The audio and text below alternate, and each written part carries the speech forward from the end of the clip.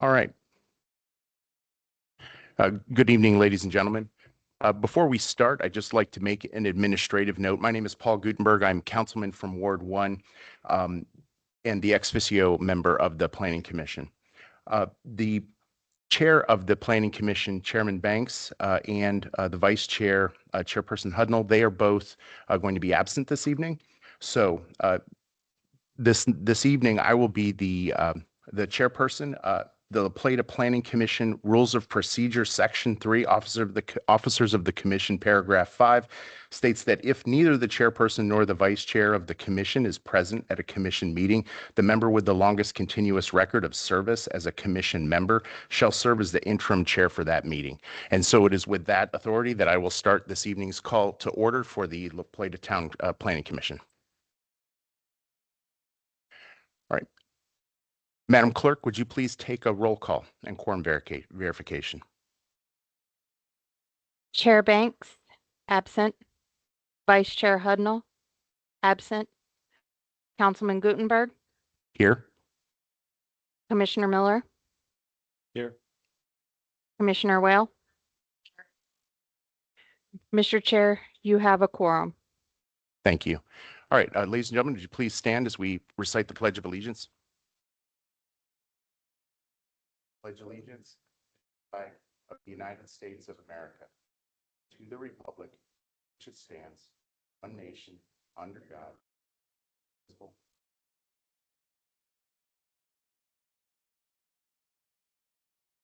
All right. All right. Now we'll just ask the members of the Planning Commission are subject to ex parte disclosure rules. So I'll ask members of the commission, do you have any ex parte communications to disclose at this time? I do not. No. And I do not either. Thank you. Now I'd like to ask for a motion for approval of tonight's meeting agenda.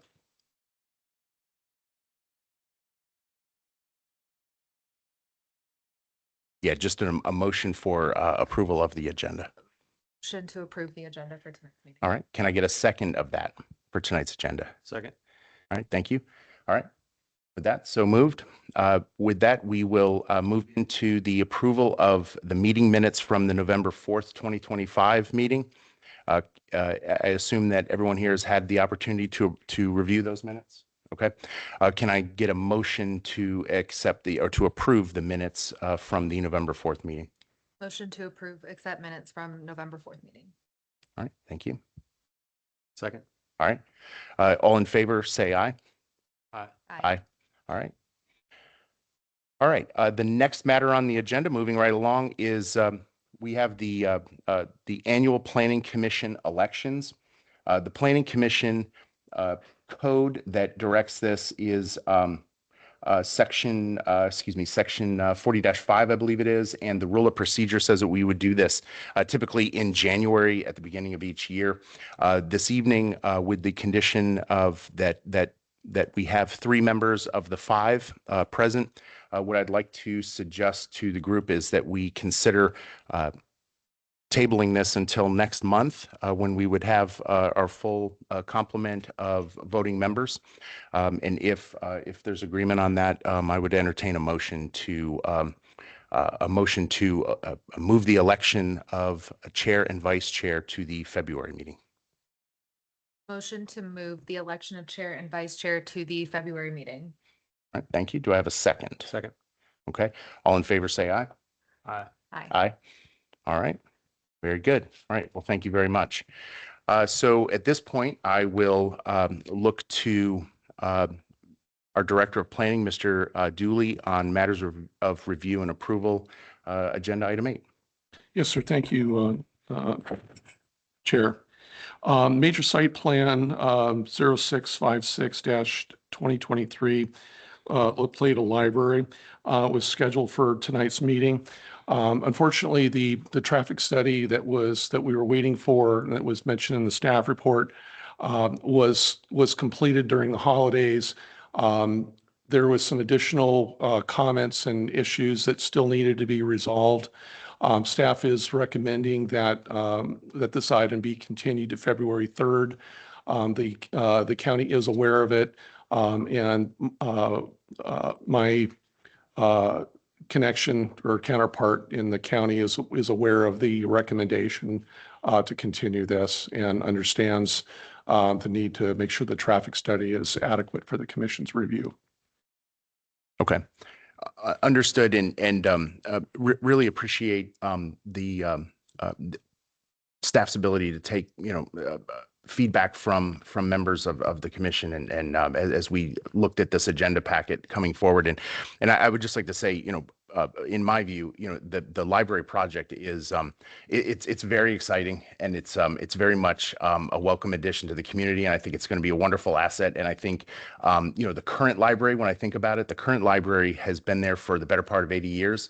And when I look at the site plan, that's heavy on my mind. And so I'm really pleased that the town and the county are working together at the staff level to address the loose ends that we just need to tie up. And I look forward to us being able to do the full briefing on this when we come back in February. Yes, our staff's very excited about it, and I agree that the staff and the county staff have an excellent working relationship, and I appreciate all of their help and collaboration in the project. Great. Thank you so much. So with that, what I'd like to ask is, so with staff recommendation that and the applicant both in agreement that we can have the major site plan for the library be addressed at the February 3rd. February 3rd Planning Commission meeting, I would entertain a motion from the a commissioner to have a continuance of the major site plan for the library to move to February 3rd. Motion for continuance of said library site plan until next month. Thank you. Do I have a second? Second. All right. Thank you. So all in favor, say aye. Aye. Aye. All right. Thank you very much. Appreciate that. All right. Now moving on to agenda item number 9. So this is the beginning of our public hearing. So what I would like to do now is ask the clerk to hang on. This is let me just say this is the beginning of the public hearing for the zoning text amendment for 01-2026 adequate public facilities. The applicant here is the town of La Plata. And the request is to add Article 10, adequate public facility requirements, to Chapter 191, zoning of the La Plata Municipal Code for the purpose of providing regulatory provisions to require adequate water, sewage, roads, and school seating capacity for new development in the town of La Plata. The zoning text amendment 01-2026 also proposes to amend Chapter 173, subdivision and land development, in Article 9, school seat allocation policy of the La Plata Municipal Code pertaining to regulations for adequate school seating capacity for new development. So with that, I'd like to ask the clerk to review the purpose and procedure for the public hearing tonight. Town of La Plata public hearings are conducted in the following manner. A sign-in sheet is provided at the entry of council chambers for any public hearing attendees to register to speak if they have not already done so in advance. Registration to speak will end when the public hearing is opened. The presiding officer will call registered speakers to the podium. Speakers who have registered to speak in advance via the town webpage will be recognized prior to speakers who register upon arrival at the public hearing. At the discretion of the presiding officer, speakers' comments may be limited to 3 minutes and may not be yielded. Written documents for the record submitted in advance of the public hearing are provided to the presiding officer prior to the opening of the public hearing. All right. Thank you. Thank you, Madam Clerk. I would like to officially call to order the public hearing on zoning text amendment 01-2026 at 6:09 p.m. At this time, would legislative services please collect the sign-in sheet? And then, Madam Clerk, has notice to public hearing been properly advertised?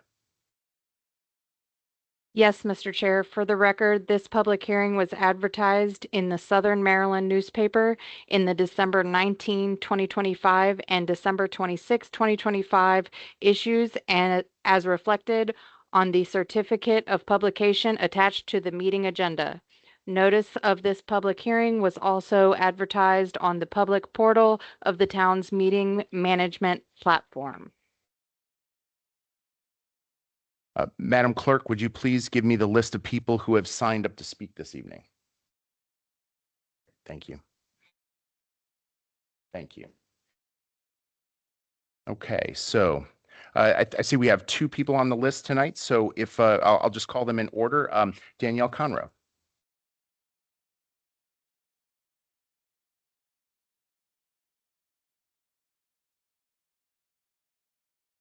All right. All right, good evening. And we would ask, I think that we just limit our comments to 3 to 5 minutes, I think is fine. Thank you. If No you'll just problem. state your name and if you're a resident of the town. Absolutely. I'm Danielle Conroe. I'm not a resident of the town of La Plata. I'm the current chapter chair for the Charles County chapter of the Maryland Builders Industry Association. And if you don't mind, I'm going to read my comments that I wrote at about 3 o'clock. Thank you for the opportunity to provide feedback. As a land development consultant in the community who does a significant amount of work in La Plata, I hope that the commission and the council will continue to provide opportunities for public comment and will actively engage with industry to help shape this ordinance. It is well understood that the adoption of an adequate public facilities ordinance comes with a sense of urgency, particularly to facilitate an agreement between the town and the county to share water infrastructure and resources. There is considerable pressure to put a framework in place, and the work staff has done to move this effort forward is to be commended. That said, the development community's concern is not with the concept of an APFO itself. Growth should be absolutely tied to adequate infrastructure. Our concern lies in how this ordinance will function in practice, particularly if it advances without sufficient clarity and transition provisions. There are 4 areas that I would like to briefly highlight. Excuse me. The first, transition and grandfathering. One area that needs clearer treatment is transition and grandfathering. Projects that are already in the approval process or operating under existing agreements need clear and predictable transition provisions so that applicants who relied in good faith on the current rules are not unintentionally disrupted. Second, water and sewer capacity. The use of an 80% capacity threshold is not inherently unreasonable, but as written, it has serious implementation issues. If the town is already operating above this threshold, this language could effectively function as an immediate moratorium. That may not be the intent, but the intent matters less than the outcome.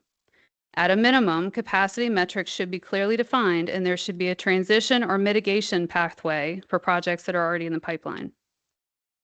Third, roads and level of service. Level of service C may sound straightforward, but the mitigation framework as described is concerning. Mitigation should address a project's incremental impact, not require an applicant to correct pre-existing deficiencies, particularly on constrained or state-controlled roadways where improvements may not even be feasible. Greater alignment with the county's APFO or clearer mitigation language could help reduce uncertainty and unintended consequences. Fourth and last, school capacity. The proposed framework for school capacity is extremely restrictive.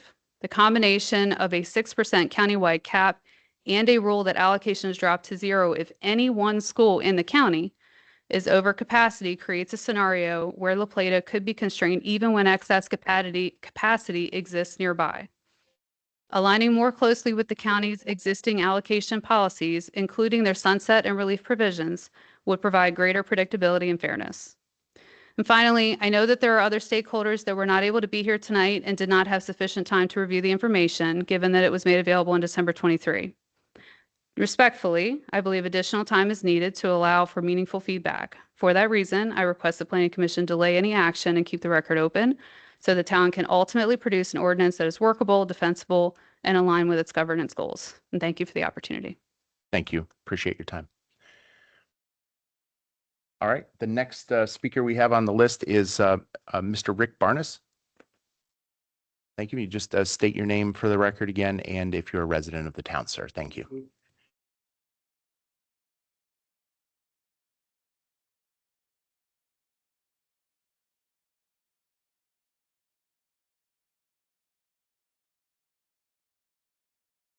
Thank you. Yeah, to her point, when these came out on December 23rd, between the holidays and the flu that's going around, most of the people who I deal with professionally haven't even had a chance to sink their teeth into it at all. So I glanced at it. There were a couple of things that jumped out at me. One of the things that she mentioned, of course, was, like on the school allocations, if the county gets to decide which schools are designated as La Plata schools, and then the Board of Education gets to redistrict however they want to redistrict capacity in the schools, you could find yourself in a situation where the Board of Education is literally determining the growth patterns in the town of La Plata. Because Murray Levy, who was one of the authors of this 25 years ago, and that's how he explained it to me, was they can continue to build schools and they will continue to build schools, but unless the Board of Education redistricts, take advantage of capacity in those some other areas, there are certain areas, for instance, the town of La Plata, that could be shut down completely. So I really think that needs to be given a lot more thought. And I guess my point, if I'm going to make one point tonight, is that we've identified some things that concern us, but we haven't had a chance yet to identify solutions or offer any potential solutions. So I have a deal that I can make with you is that if you keep the record open, you're going to get the expertise of engineers and attorneys and developers at no extra charge, right? So we got 25 years of working with this policy at the county level, so we can provide a lot of input. I mean, and there are some traps, for instance, so let me know when my 3 minutes are up, but like in Charles County, you could get a preliminary plan approved, and then you couldn't get allocation. Next thing you know, 6 years later, the preliminary plan is now expired. You have to reapply, redesign it, bring it into concurrence with new codes, continue waiting for school allocations. So there are just traps that you don't recognize when you first establish a policy like this. I know there's like a 3-year grandfathering, I guess, on a water and sewer allocation, but then you might not have school allocations during that period. So there's just various things. You could have a plat. I saw in there, if you have a plat, let's say for 40 lots, and you show up and you don't have allocations, well, then right now it says you have 2 choices. You either wait until you have the number of allocations you need, or you withdraw your application. Well, I had clients who had like 40 lot subdivision and they got 30 allocations. They didn't want to do either of those things. The county allowed them at the time to go ahead and record the plat, and they would identify 10 lots that were not buildable, but they were still able to record the plat, develop the infrastructure, sell off and build homes on those 30 lots. And then as they got 2 or 3 allocations in subsequent years, they could then record those lots too. So it wasn't just all or nothing. It was, here's also an option. If you have enough allocation to finance your deal, then you can make a business decision to move forward. And so that's really what we're focusing on here, is that understanding the process and being predictable and lining up your financing in a way that you can make the project work, and understanding the risk before you ever get involved in it. So again, I'll leave it at that and just ask if you could please keep the record open so we can provide you with more comment. We'd appreciate that. Thank you. Thank you, sir. Appreciate your comments this evening. Thank you. Mr. Chair, this is Director Phipps. Yes. If I could point out that we have skipped over items 9, 6, and 7 and gone straight to public comment. I apologize. All right. So then let me ask this question then. Are I have now gotten all of the public comments that were signed up. Are there any written comments that need to be entered into the record? No, Mr. Chair, there are not. All right. So with that said, what I will do, as I lost my place, which can happen, I will then go back and we will now do those, right? But we will skip over that as we come back to public comment in the order. So so right now then we are going to go directly to presentation by staff. I apologize, sirs and gentlemen. We should have started with that, obviously, but I do appreciate the comments that were made here and the effort that folks went into to do that.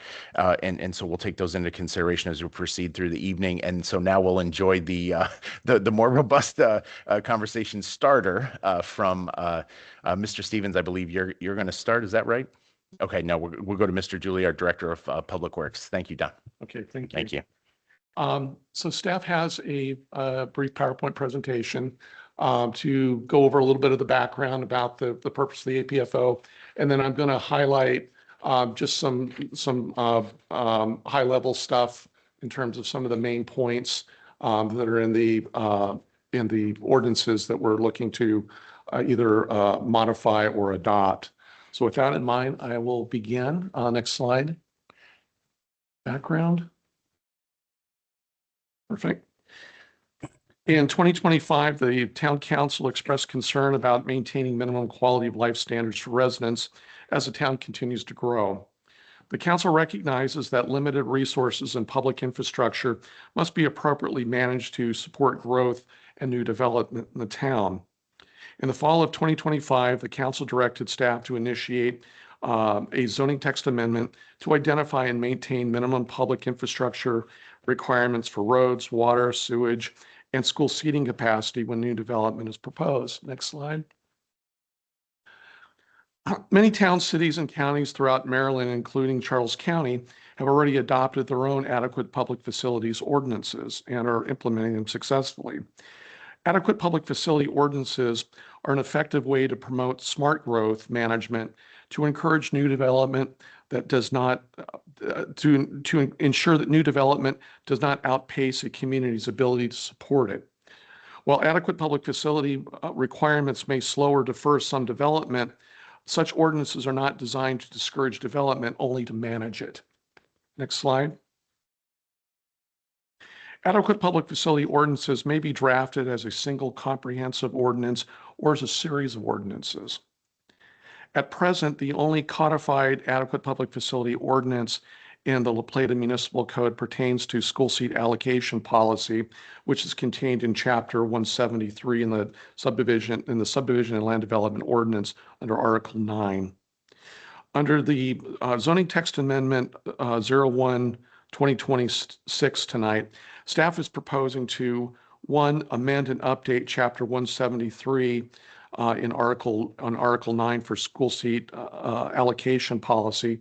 And secondly, to amend Chapter 191 zoning to add Article 10 for adequate public facilities requirements to the La Plata zoning code to address water, sewage, and roads. So we're addressing those four aspects under two different ordinances, one existing and one that is proposed to be added to the code. Next slide. So as proposed in Chapter 173, Article 9, the school seat allocation policy is proposed to be amended through the following sections.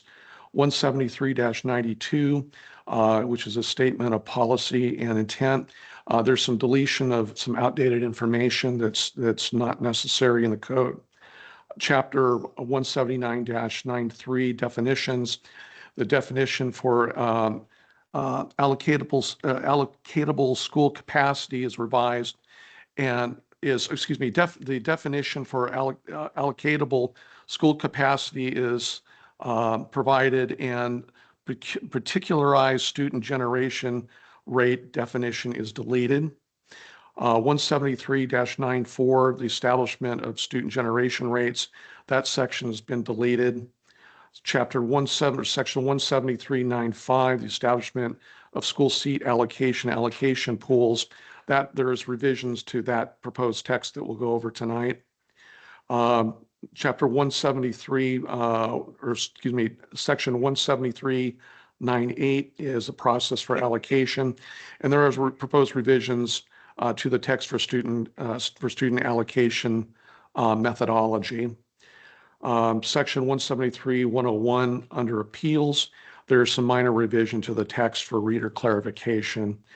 And then finally, there's an addition to that section of the code under Chapter 173 to add Section 173-102 entitled Process for Major Development Projects. And this proposes regulations on major development projects or subdivisions that consist of 100 lots or more to mitigate long-term impacts on the public school system. Next slide. The proposed addition of Article 10, the adequate public facilities requirements in Chapter 191, is proposed to address minimum or maximum requirements for water, sewage, and roads. Some of the key provisions in the draft ordinance include under Section 191-87 would require major subdivisions and major site plans to demonstrate that they will not impact the adequacy of the town's water, sewage, roads, and school seating capacity. The ordinance exempts minor subdivisions, which are 4 lots or less, and non-residential developments under 1,200 square feet. Section 191-88, under the section of heading roads, sets the minimum level of service, or LOS, for all roadways or intersections in the town of La Plata to be maintained at level of service C. Level of service C represents a stable flow of traffic but freedom to maneuver a vehicle. However, drivers may experience moderate delays in travel from time to time. This is basically sort of in between level of service A, which is a free flow of traffic, to level of service F, which is the worst, which is just basically your roads, your intersections are broken down and they just don't function, period. So level of service C is sort of in that mid-range. Under proposed section 191-88, this section does not apply to development projects generating less than 35 peak hour vehicular trips per day. Section 191-90 under sewage system identifies that there must be adequate sewer capacity to serve new development. Additionally, if the capacity required by a development will cause the town's wastewater treatment plant infrastructure to operate at a level higher than 80% of the plant's maximum capacity, the project shall not be approved unless adequate mitigation is provided. And similarly, under 191-91 for water, no preliminary plat map, site plan, or expanded development requiring water allocation shall be approved by the town unless there is sufficient water to support the project. Adequate water supply will be judged on whether or not the development causes the town to exceed 80% of its state water allocation permit. And just a couple more. Under section 191-92, water, sewage, and school capacity allocations, water and sewer capacity allocations shall be guaranteed to any approved preliminary plat map or site plan requiring such allocation for a period of 3 years if the approval is still valid. Previously approved and valid preliminary plat maps and site plans without water and sewer allocation shall be exempt from this chapter. Such developments shall have priority allocation over other projects approved after the adoption of this ordinance. Section 191-93, adequate public facility study. Under this provision, the key point is that unless exempted under proposed section 191-87, an adequate public facility study, or APFS, shall be prepared as part of any preliminary subdivision or site plan submittal to the town. The study will determine the anticipated impact of a new development and any mitigation measures needed to ensure public facility thresholds are, the town's public facility threshold requirements are in alignment as set by the town and are not exceeded. And then finally, 191-94 mitigation.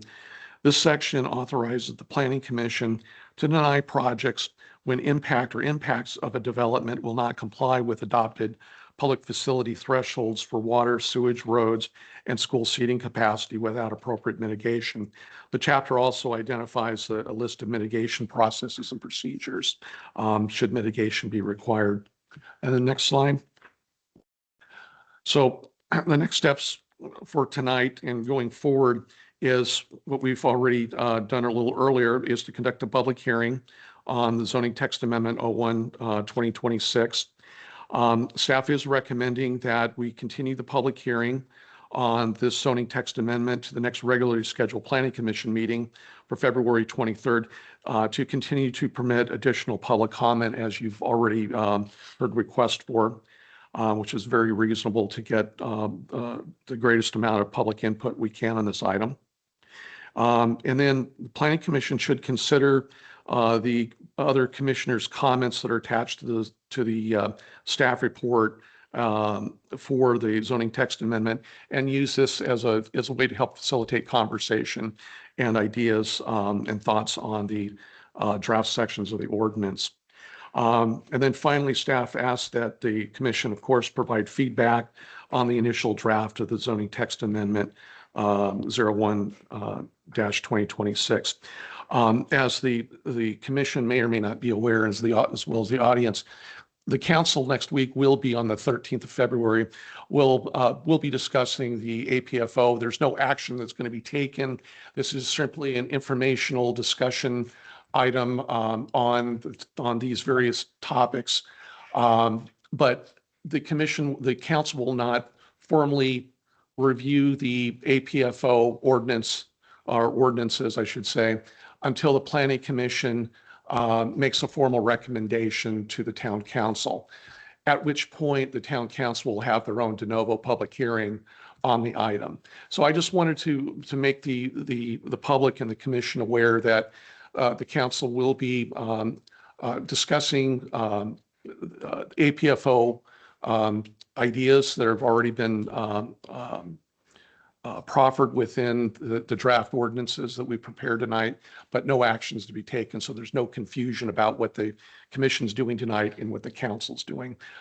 This process is meant to be thoroughly vetted, open to the public, and ensure that that we receive comments and we have adequate feedback and good information, so our decision makers in La Plata can make informed decisions. So with that, that concludes my presentation, and happy to answer questions and encourage discussion. The town manager is also here tonight, Chuck Stevens, to answer questions on the APFO requirements or proposed requirements, and particularly with school capacity and allocation issues. All right, thank you for that. Really, first, let me say, very much appreciate the amount of effort that has gone into this. I'll remind folks that this commission had a working session this summer where we discussed many of the aspects that we're going to be discussing tonight in its earliest kind of forms. But the town of La Plata, various boards and commissions and councils have considered over the years, have talked about this. And what I'm excited about for tonight is that we are maturing these ideas into a way where we can really start to sink our teeth into them and really have this discussion. So I am very much in favor of what you're suggesting, and very happy to hear, how this process is going to work with allowing multiple sessions for receiving more feedback from the community, giving time to do that. I know that I'm sure my fellow members up here can attest to the amount of time it took to go through this amount of information to give this initial feedback. And I think, it is definitely, there's a lot of detail as we get in here to look at. So I think that is good. And also understanding the context of what we are doing here in relation to the town council. So I think from my perspective, the utility of what we do here tonight and next month is very important to helping inform the conversations and shape the conversations that the council members need to have on this before they do things that are very impactful. And we have to be aware as we do this, there are impacts that we're going to have to manage that could be positive and negative. And we're going to own them. Whatever we do approve, we're going to own those things. So we've got to be careful what we do here. So I'll stop there because I'm really looking forward to getting into questions from the commission here, so that we can engage with staff and the public on this. So with that, let me just say that the way I think we're going to go through this tonight for questions and feedback for staff is Director Dooley has given us a copy of a paper copy of Chapter 91 zoning proposal, right? So this is in the agenda packet. So this is in the record if folks are looking for this later on. And we're just going to use this to kind of organize ourselves as we discuss this, because there's a lot of information here on water, sewer, and roads and school seats. So we're going to go in the order that we have this packet here. And so what I'll ask our members here and myself is we will try and contain our comments or questions to you to the specific sections that we'll kind of march through.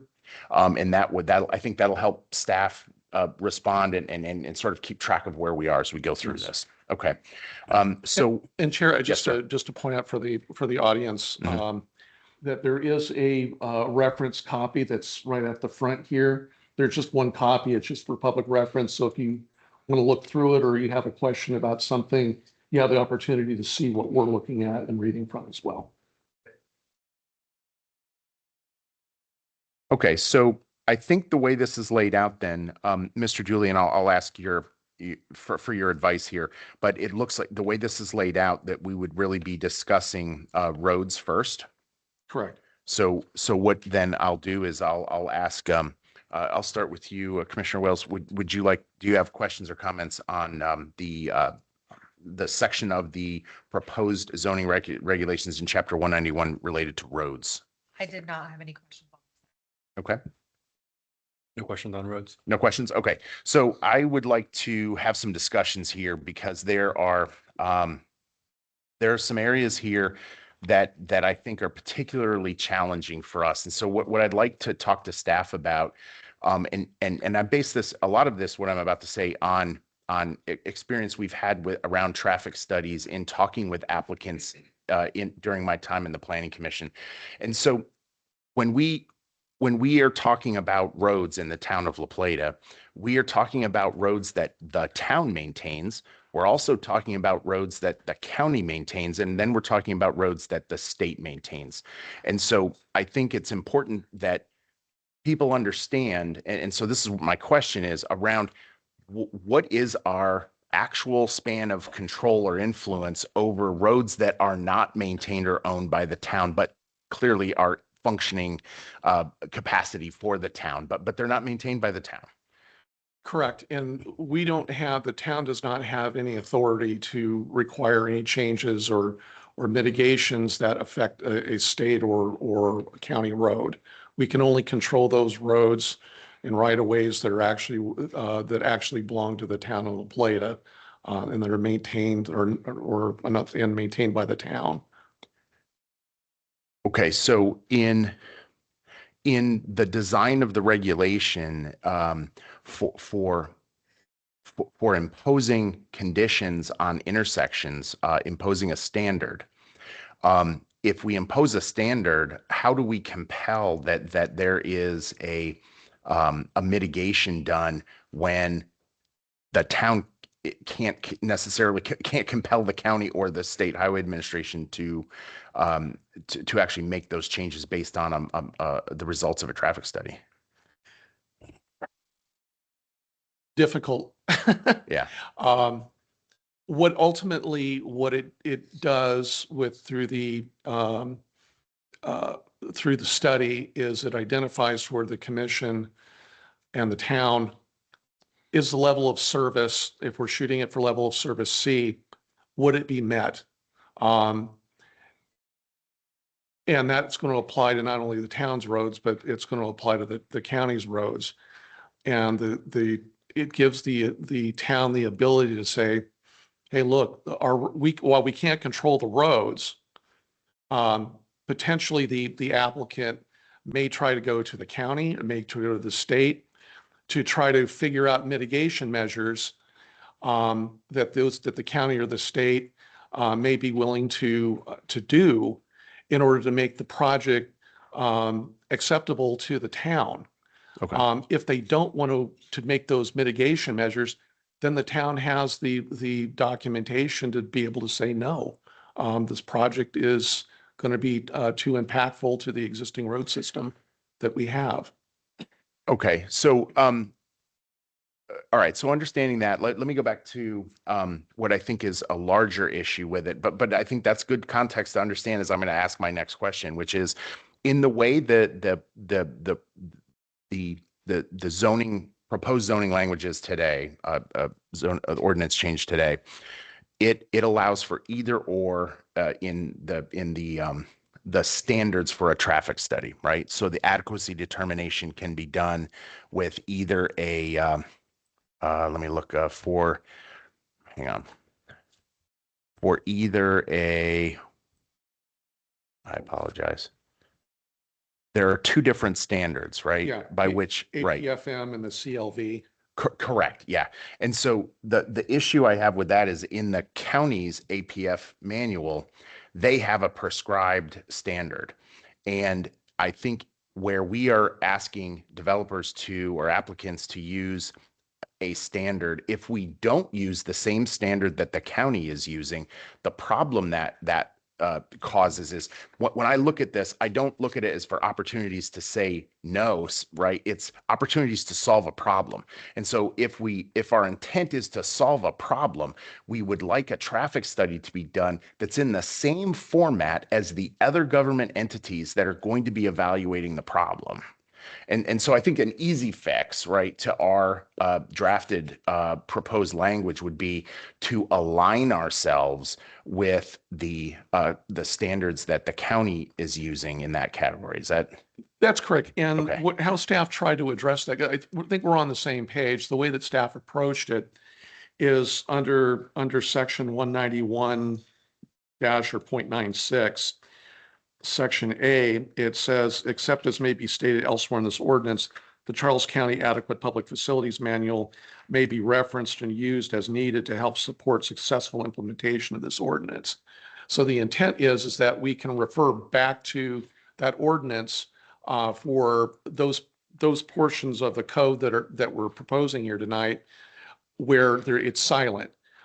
Instead of trying to recreate their ordinance, we can tear off of it, basically. Okay. So all of those things that you were talking about in terms of procedurals, the procedures for the APFM and the CLV, Right. would basically be referenced to the county. So we're using the same thing that a lot of the development community is already using and applying for when they prepare traffic studies related to La Plata. Okay. All right. So all right. Then related to this, but sticking with traffic studies for analysis triggers, in the past, before I really started digging into this, I started from a perspective of, having unique standards for the town to try and introduce mitigations, right? Because we all see, in certain areas, especially, right, that there's issues with traffic. We experienced it driving here tonight, probably many of us. But one of the things I noticed is in the analysis triggers, the trigger for the CLV exceeding 1,300 vehicles per hour, right? And this gets really wonky down into the details, I know, but in the county's APF manual, they designate the town of La Plata as rural, the same way they would the rest of the county, whereas the town is actually zoned and is in a priority development zone, but classified by the state that we opted into decades ago as a town, and that is similar to the areas that are to the north of the town. And so one of my questions or concerns is that just an art, like if you look at, I think it's Appendix B in the APFM, I'm just doing that from memory, I'm sorry, but in that there's an appendix in there that shows a map of and that effectively links you to a standard, right? And so what I'm wondering is in our view of this, shouldn't we be aligned more appropriately to similarly zoned areas north of the town? Because, and what I'm wondering is how does the state and the county look at a traffic study and what the triggers are for assessing the needs in order for them to be compelled to see a intersection as failing, right, in the same context that we would view it as? Because I think if we are using the same measures for viewing or for judging an intersection, that facilitates the conversations that we would have to have with other elements of local government to deal with the problem potentially. Yeah, that makes sense. The counties, and that was part of the basis for when staff is proffered the level of service C, because that's what it's showing for the other urbanized areas north of us on the county's map. And I agree with you that there's going to be some different there's going to be some different algebra for areas that are more that are denser than the rural areas. And so that's why when I was trying to write this, I was trying to write it in a way that provided for some uniqueness to what La Plata wants, Mhm. but still sort of falling back as much as we could on the county's APF manual for implementation. And again, it's a place to start with where we're at here. I mean, your comments are well taken, and there's some challenging technical stuff. I'm not the traffic engineer, but we've tried to use sort of a common sense approach in the way we've drafted this initially, but staff is certainly open to suggestions on how we might try to refine and polish this more. Okay.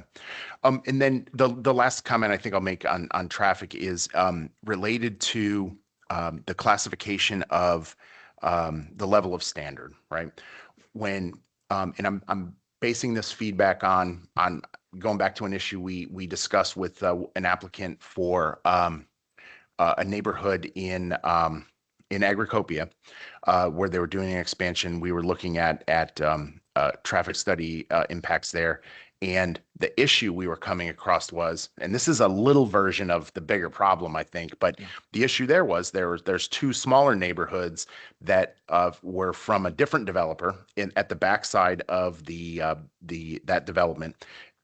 But their only egress point out of the development was through the other developers' entrance points, right? And so it became difficult to understand how the town was going to use a traffic study and then parse out where the impact, where the source of the impact was, to make an appropriate and equitable judgment of where we should go to help pay for that, right? And so when I expand that out to the larger issue here, right, it is, if we are looking at whatever take any intersection in town, right? As it sits today, a developer wants to come in and add something to it.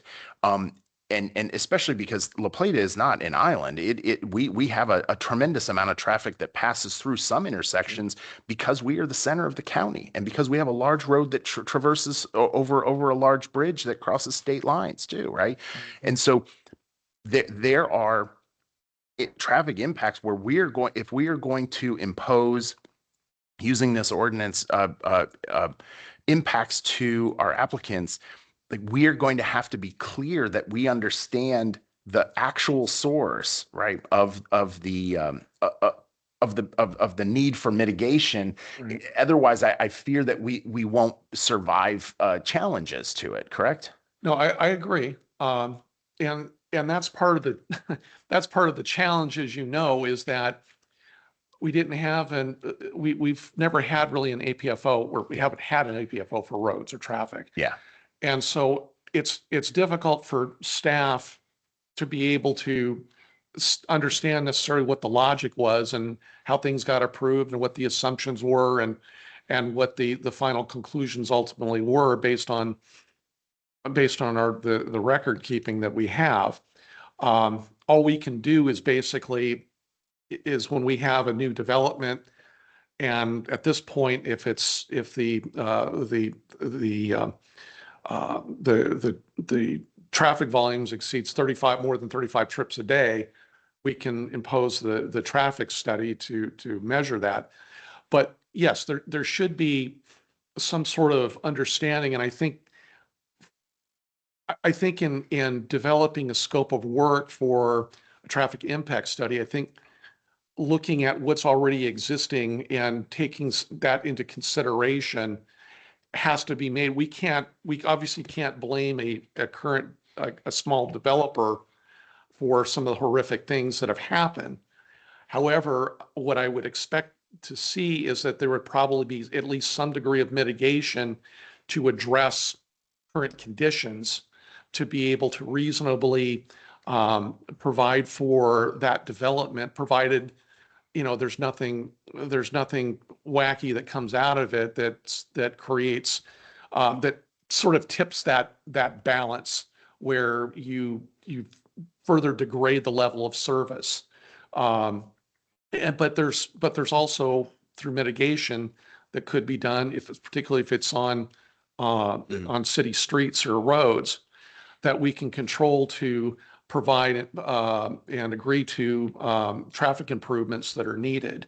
So it's a balancing act, I guess, at the end of the day, and the scope of the traffic study has to consider all of those factors. Yeah. And if I can too, Councilor Gutenberg, the traffic study will highlight, I mean, the science that goes behind how these engineers do these traffic studies is pretty complex. I mean, we just sat through an analysis a couple of weeks ago. And so it's far reaching. So you have your project site, but then it'll look out and it'll see impacts. And within the town of La Plata, when you consider the size of the town, any major development is probably going to have impacts on either a state or a county road. That's going to happen. Yeah. And so that traffic study analysis highlights those pressure points. Okay. Now, while we don't have the authority to compel mitigation on a state or county road, we can use that traffic study though as ammunition. And those entities are usually offered agency comments, right, on a project. And we can take that back to the state or to the county and say, okay, we've got this project in front of us. It's going to have impacts on your intersection, on our roads. We need to work together. It's a whole of government response to trying to work this development.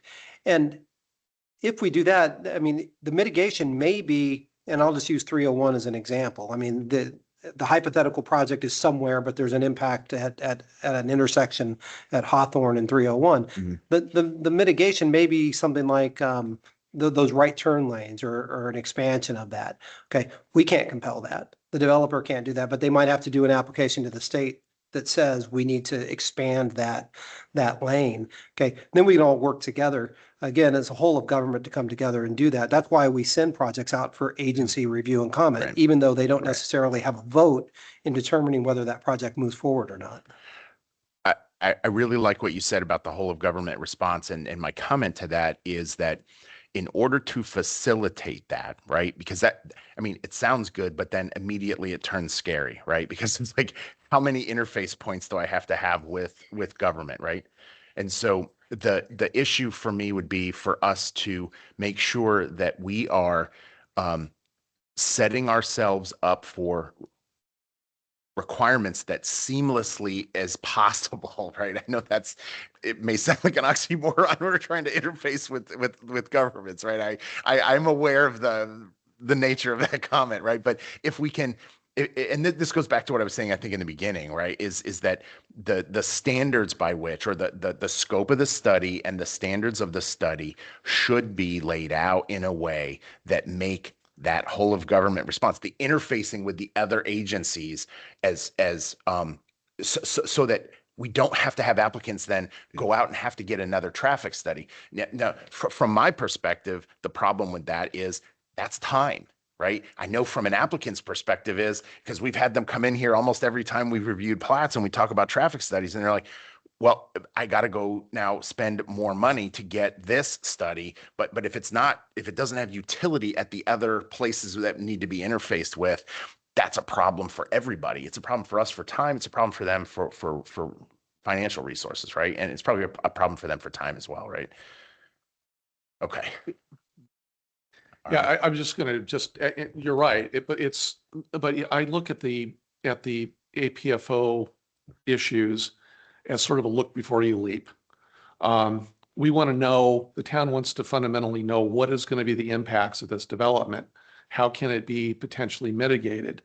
If we know what the impacts potentially are going to be, there's a lot of creative thinking that can happen. And to the town manager's point, it becomes a whole of government of trying to collaborate with our partners in the county or the state, as well as working with the applicants to go, okay, this needs to be fixed. Somehow we need to address this or try to address it. And, if we can, we might be able to put conditions of approval on it through mitigation.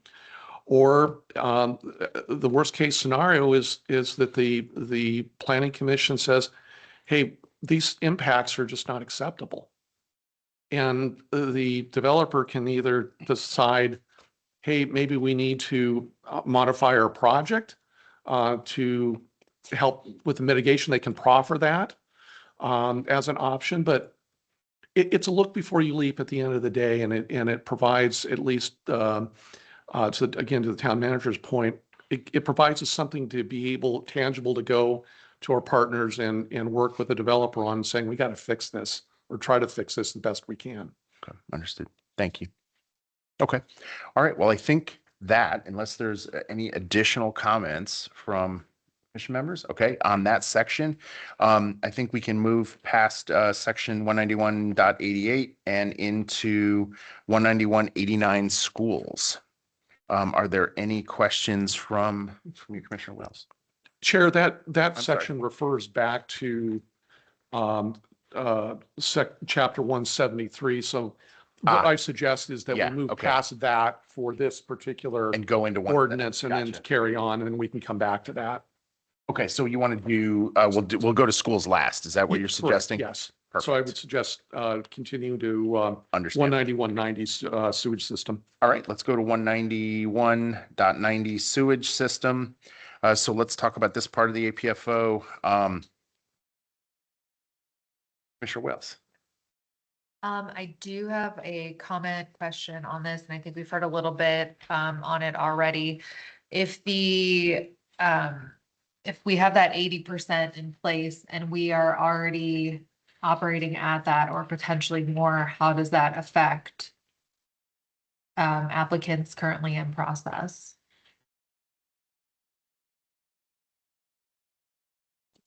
I'm sorry, can you repeat the last part of it? I was focusing on the first part of your question. That's okay. That's all right. Anything that's currently pending, Yes. How does that affect anybody that's currently waiting or, in the process of? Well, anyone that's the way that later in this section that you'll be able to see and we'll discuss. If we have a project right now that's already been approved, subject to water allocation, they're fundamentally exempt from these other requirements, unless, of course, that the validity of the project has expired. But there's an exemption. Basically, right now there's an exemption for those folks who have approved projects through the Planning Commission or through staff for minor projects. When we resolve our APFO issues that we're working through here, starting with tonight, those folks that already have an approval that are waiting for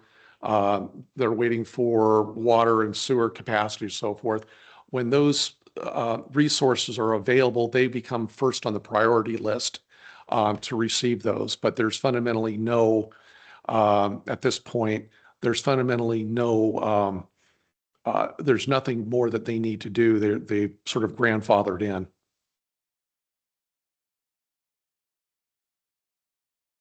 No more from me this time. Is that a permanent exemption or like indefinite exemption, or is there a date where that becomes, we need to have a further discussion? And then what would be the criteria of whether their exemption becomes expired or null? If they change their development by this much, then we have to take another look at it. Good question. It would be a permanent exemption provided that, and I caveat that to say that for plat maps, there is no specific time limit that you can come back, and once when a plat map's approved, as long as they come back within a year of the original approval, they can get unlimited number of time extensions, but they're only for a year. Sure. Now, if that same developer that had a plat map didn't come back for a time extension, their plat map expires. And then they would have to start over again, which means they would lose that exemption that's currently provided. In the cases of like major site plans, they're approved for a maximum of 2 years with a 1-year time extension. So again, as long as that they maintain the validity of their approved projects that they've already have approved by the planning commission, that exemption stays in place. And there's nothing further that they would need to do other than to wait for the necessary allocations that they're waiting for, such as water. And if they did want to make adjustments or amendments to their If- plan that's already approved, That, what threshold? that's fundamentally a new project. And so it would start over again, so they would lose that exemption. Thank you. Any others? Not. Okay. All right. So I think I won't go through all of the things in my more detailed comments, but obviously there's some need for standardized measurements and refining our definitions of our thresholds and making those more clear.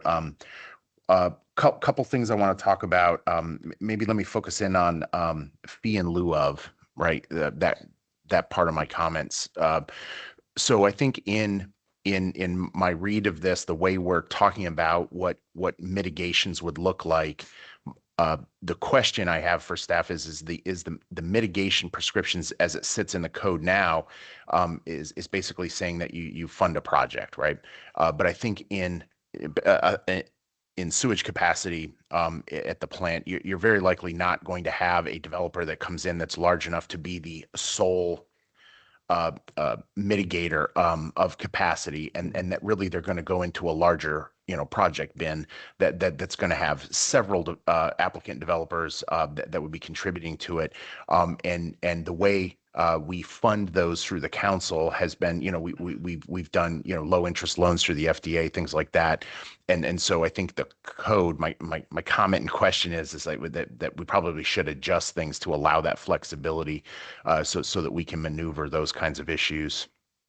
Is that? I guess it was more of a statement that I guess than a very specific question. But I guess what I'm looking for is like acknowledgement that is that is a sound kind of approach that we would want to add to code potentially, or in the proposed code.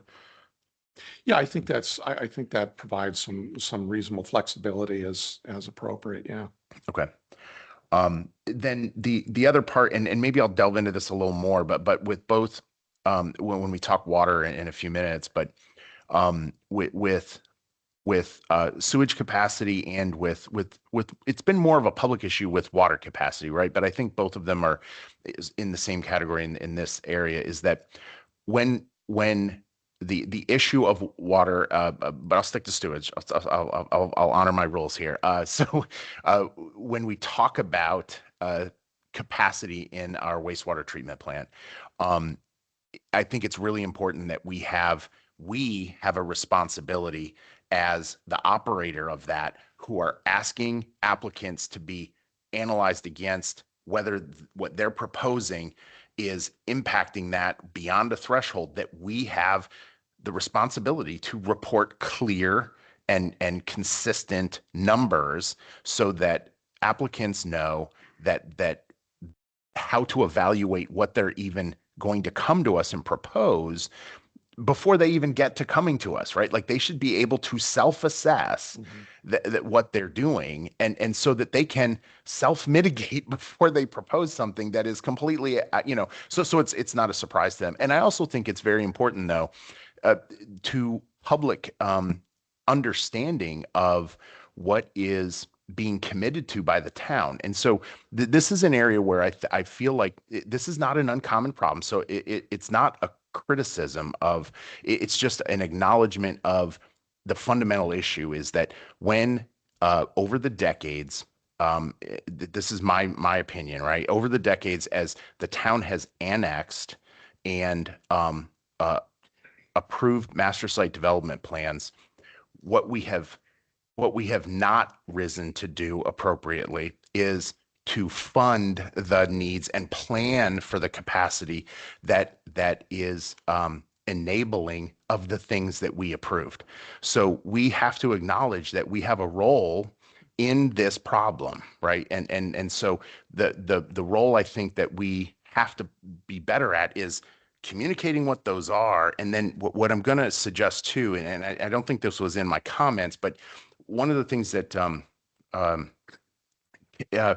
the state planning department put on a presentation just a couple weeks ago, right? And like they were pointing this out, and one of the presenters was from the city of Annapolis, and what they do with their APFO is they link it to their capital improvement plan. And so when they are annexing or when they are approving master site development plans, they are committing to capital improvement projects that have to be completed within 6 years. That introduces a level of stability and certainty to what everybody's doing in the process. It's not just stability for the developer or the applicant. It is stability for the public who is being asked to pay taxes to pay for and contribute to the things that are benefiting the community, right? And so we have to be able to assess that and have public comment and public discussion and public discourse that is informed by a common source of truth, right? So that we don't have to rely on hyperbolic comments and overreactions to small bits of information, but that's caused by not having a central place you can go to that's essentially auditable, a checkbook register for capacity for, of all things, wastewater treatment capacity, right? And that's typically tied to your comp plan in terms of ultimate development. And so you use that comp plan as a way to study for future, not only for current capital improvement project needs, but future needs. And that, again, it ties back to adequate capacity. You'd mentioned about in lieu fees. Part of my angst with in lieu fees is that they sound great. It's an easy check for a lot of developers to write. The problem is that the time you get around to doing the capital improvement project, assuming that there's a plan in place, the cost for doing those improvements are likely going to go up significantly, and the town or city ends up having to subsidize the cost that was supposed to have been paid through the development fees. But I agree with you that having capital improvement projects study for existing needs and future needs does become very helpful in knowing where those needs are going to be and what those potential costs are going to be. Mm-hmm. And then you could potentially link that to an in lieu fee if the in lieu fee is paid within a particular time, 6 months, a year, when that capital improvement project is going to be funded to be able to move forward with. That makes sense to me. Yeah, so maybe this is a question for you, Mr. Stevens. In execution of a capital improvement plan, is it common practice to build in a risk number for inflation into that, so that if you lay out a plan that says I'm going to do this one in 3 years and this one in 4 years, that I've built that in a municipal budget in our cap? Absolutely. Okay. Yeah. And if I could just comment, this has been a great conversation, because I think, and believe it or not, this is a really exciting conversation, because we're talking about real visionary planning for the town. Because right now, in the 6 months that I've been here, what I've observed is that that the town is very reactive.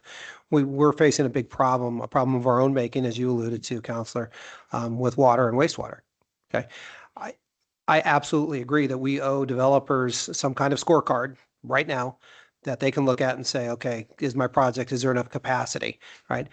But I don't think that we should always have to provide that, because I want to see the town get to a point where a developer never has to ask that question. The developer should just be able to have a vision and own a piece of property and come to this town and say, I have a piece of property in this town, I have a vision and I want to develop it. They shouldn't have to worry about if the infrastructure is going to be there, because on the other side, the capital improvement plan, we're doing our job in a proactive, visionary way, so that we're always one step ahead of development.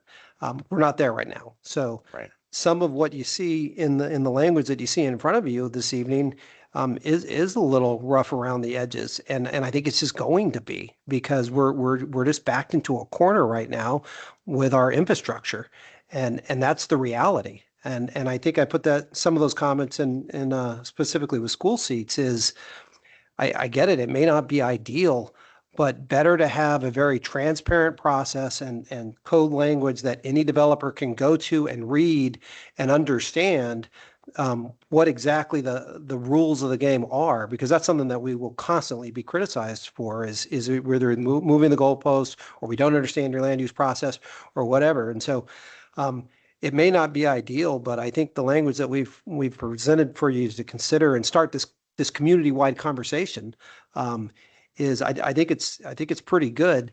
It's not perfect, but I think it's better than nothing. Anyway, that was a little bit of a tangent, and I apologize for that. But No, I think, love where we're going. Yeah. Visionary planning. I do too. And my expectation was not that we were going to have, code ready for adoption, in this. I think we have to go through the process that we're going through now, so we can really, scrub the edges on this thing and figure out, what parts of it we want to incorporate and what parts we may not. Okay. All right. So I appreciate that. I don't have any more on that particular, on the wastewater section. Any other questions come from that discussion? Quick questions. Sure. The 80% threshold, that is over time. So if a developer might be in a better position, depending on what time of year they might apply, they'll be under the threshold either in the summer or the winter, and then they might exceed that threshold at a different time of the year. Is there any way to account for that, or is it just current snapshot in time?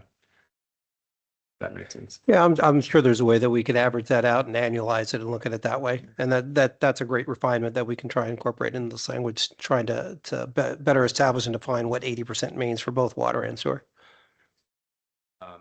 Thank you. I think the other question, if a developer is granted sewer allocation and then they're on a wait list for schools, we might have touched on it already, but that allocation is now locked while they're sitting there waiting for their spot. I think in Councilor Gutenberg's comments, he's identified a misalignment between those vesting periods. And so that's definitely something we need to go back and fix. Yes, sir. Thank you. Okay. Thank you. Appreciate that. All right. All right. With that, then I think we can move to the back to, or what? Well, no. Hang on. So we're still in water infrastructure now. So let me refer back to the note just for people that are playing along at home, right? With which section of the proposed code we're in. We're in 191.92. Okay. Not 91, but for water supply. Oh, I'm sorry. Yep. Sorry. 90.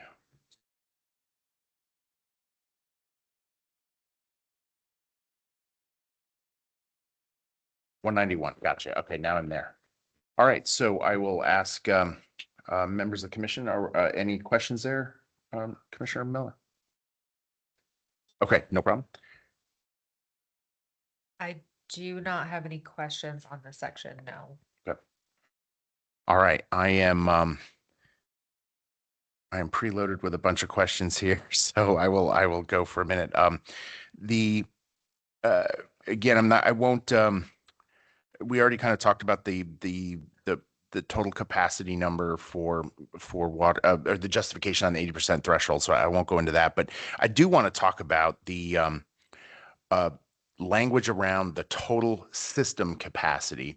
I think the language, the way we have it written today, is appropriate to the system we have today, which is a single water source with multiple wells and a defined capacity based on a state permit. But I think I proposed some language that would help us by defining our capacity in a way where we wouldn't have to go back and tinker with the code. And I think this is like something I'll knock on the table for my fellow council members when we talk about this, is to make this durable, right? That definition, because in the future, right, I want to be able for us to accommodate the only other likely water source that realistic water source that the town has is an interconnect with the county. And I'm going to go ahead and live with the assumption right now that will eventually someday happen, and that we want this to be durable through that, and we don't have to come back and make some amendment afterwards. Okay, so that's that comment.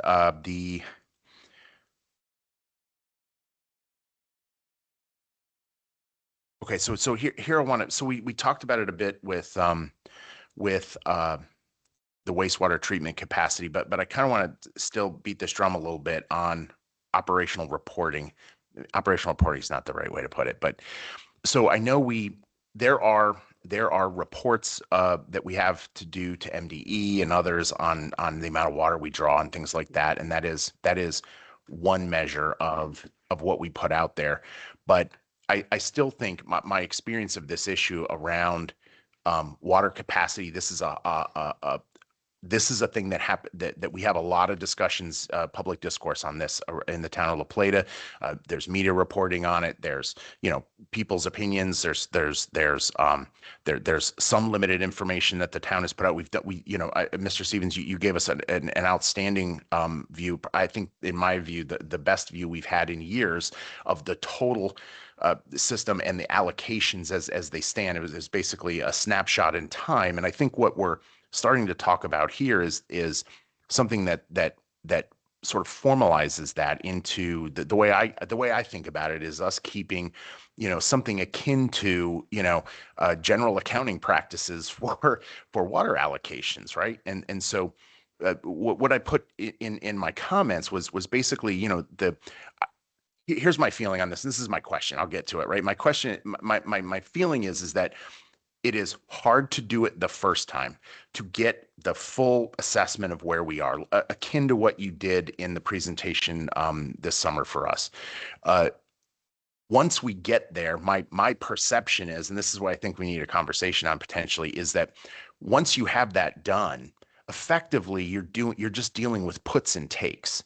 And once you start that, if we are disciplined about the puts and takes, it is effectively not much more difficult than a checkbook register.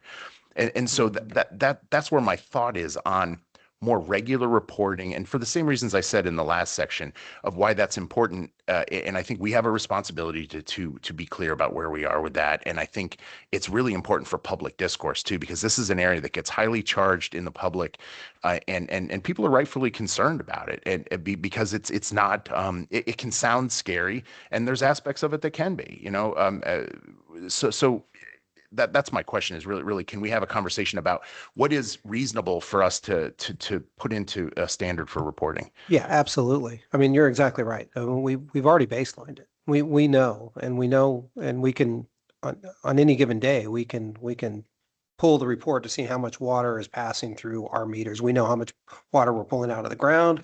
We can measure by how much water is being consumed at each individual meter. I mean, there's a number of ways we can look at it, and we can pull that number. So we can do that on a monthly basis. I think we already do it on a monthly basis.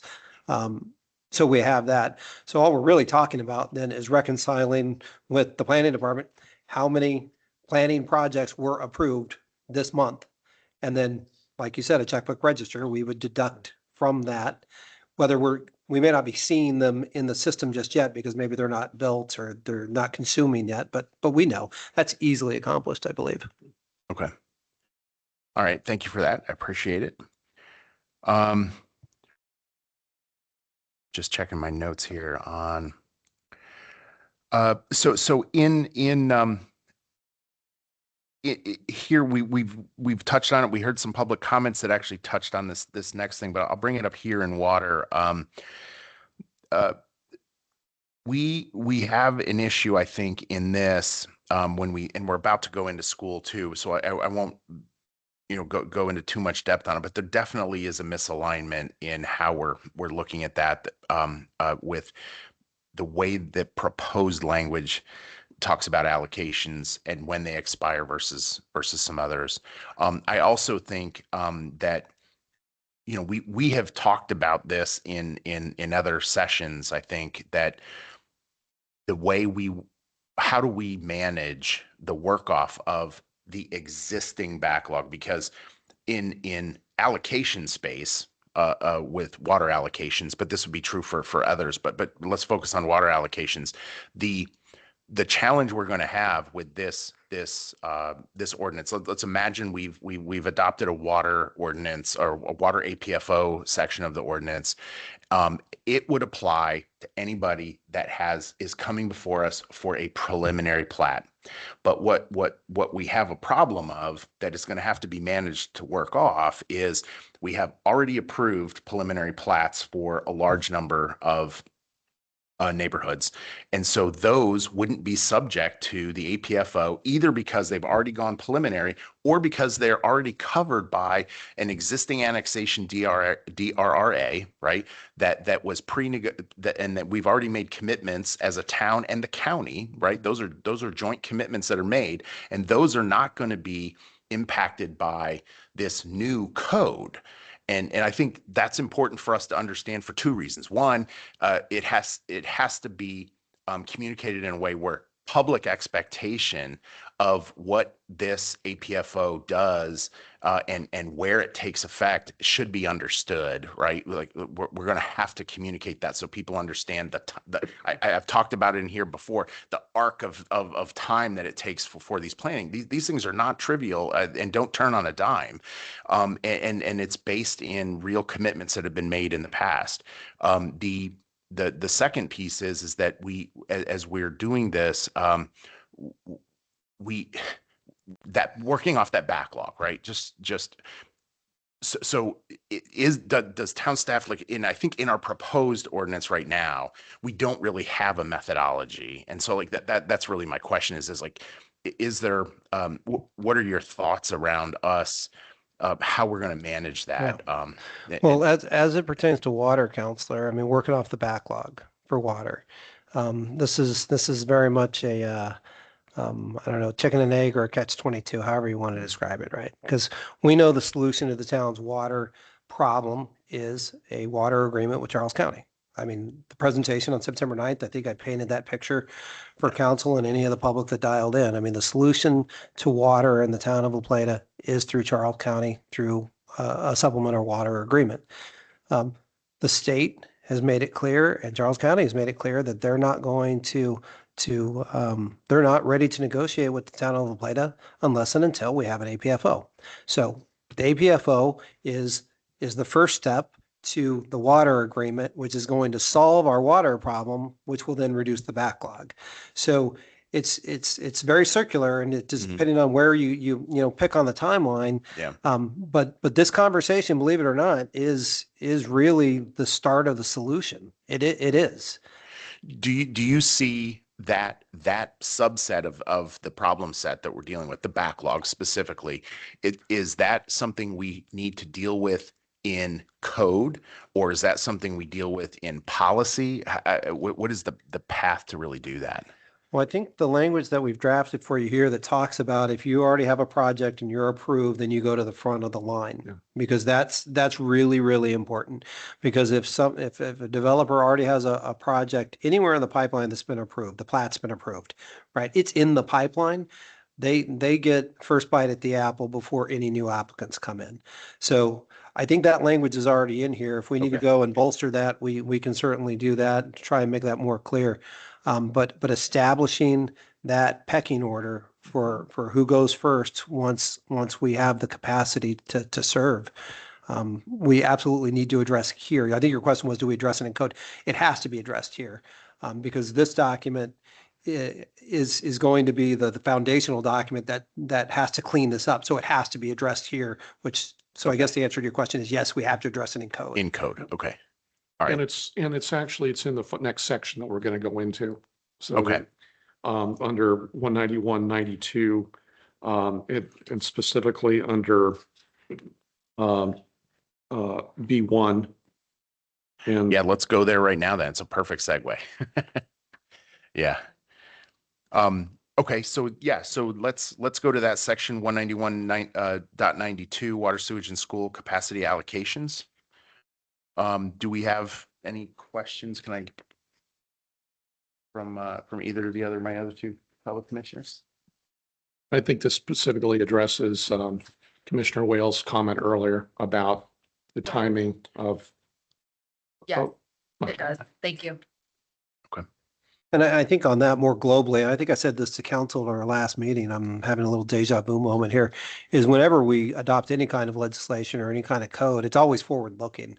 So we don't get to, like I said earlier, we don't get to move the goalposts on somebody. So we can't adopt something and then say it applies retroactively.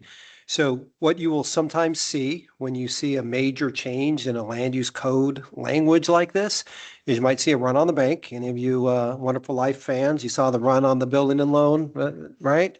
You may see that because at some point, council's going to adopt language that's going to change the zoning ordinance. That will be a date set in the future, maybe a month in the future, maybe 45 days in the future, whatever that date is.